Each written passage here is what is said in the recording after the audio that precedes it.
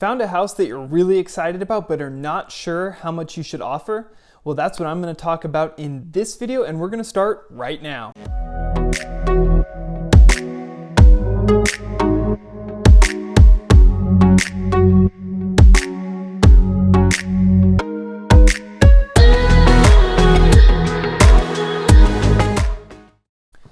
Hey guys, Hans Struzyna with the Gunderman Group at Keller Williams Luxury International coming to you with another video.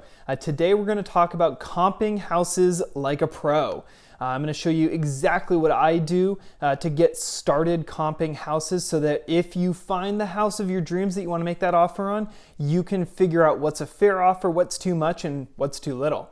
If you get value out of this video, please give it a thumbs up and subscribe to the channel because I am going to continue to put out weekly content just like this, and you're not going to want to miss it. So without any further ado, let's get into it.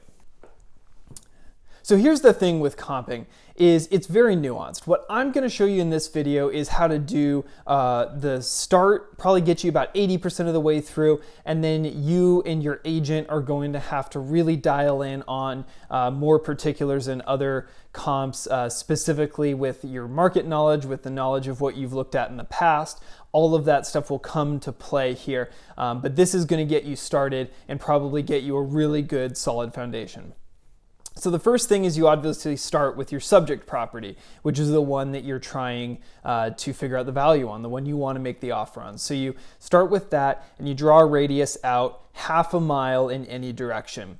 Now that is obviously a really easy thing to do, but it's also maybe not the most accurate because if you could potentially cross the boundary of a city or a major road or across a freeway and pull something from the other side in with just that alone. But start there and then you can take stuff out later.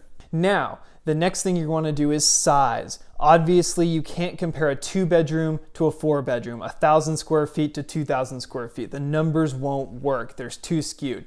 So what I always do is I do the same bed bath count. So if it's a 3-bed, 2-bath, I'm only looking for 3-bed, 2-bath homes. And I'm putting brackets on the square feet. So I always start with 300 square feet plus or minus.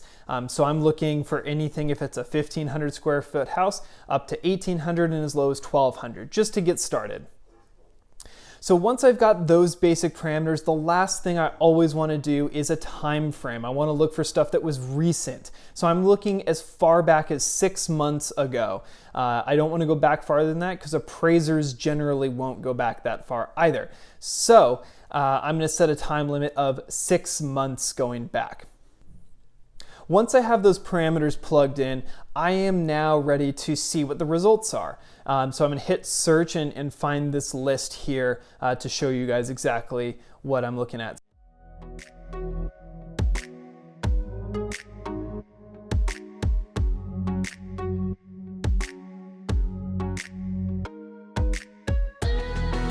So once I have that list in place, and that will give you a sense of what you need to change. So for example, if you come up with 10 or 12 or even 15 houses, you should probably tighten up your parameters a little bit. If you only come up with 1 or 2 houses, you might need to broaden them out.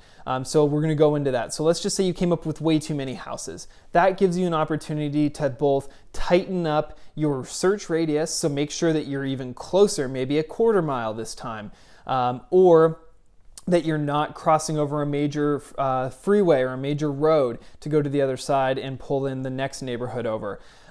You could also tighten up your time frame and go only 3 months back instead of 6 months. So you really want to come down, in my opinion, somewhere between around 5, maybe as many as 7 comps would be ideal because that gives you a good data set.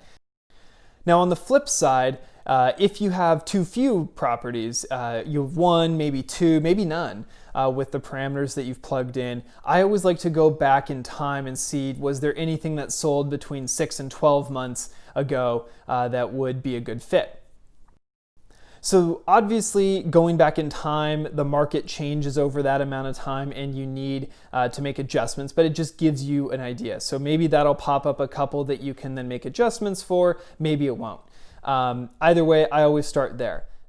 Then if going back in time further doesn't yield any results, then you might loosen up your parameters a little bit on the bed bath count. I don't ever want to go up in bed bath count, I want to go down. That's because maybe you can pull in a house that only had 1.5 baths but had 3 bedrooms and a similar square footage. And then you can make an adjustment for that half bath appropriately. So you start looking at things like that. As you go over your parameters, you go bigger, you have to make adjustments for your price per square foot and all of that stuff. And that calculation can be hard because as square footage goes up, price per square foot goes down.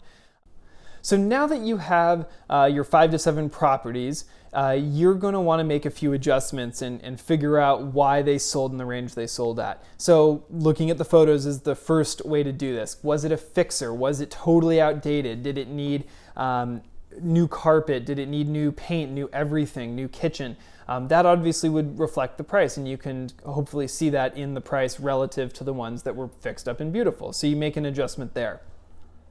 The next thing you're going to want to do is determine the location of those properties. Was one of them located next to a freeway or a school or on a busy street, and the rest were kind of in a nice neighborhood that was quieter? And then what was the price difference between those two? And then how does that all reflect on your property?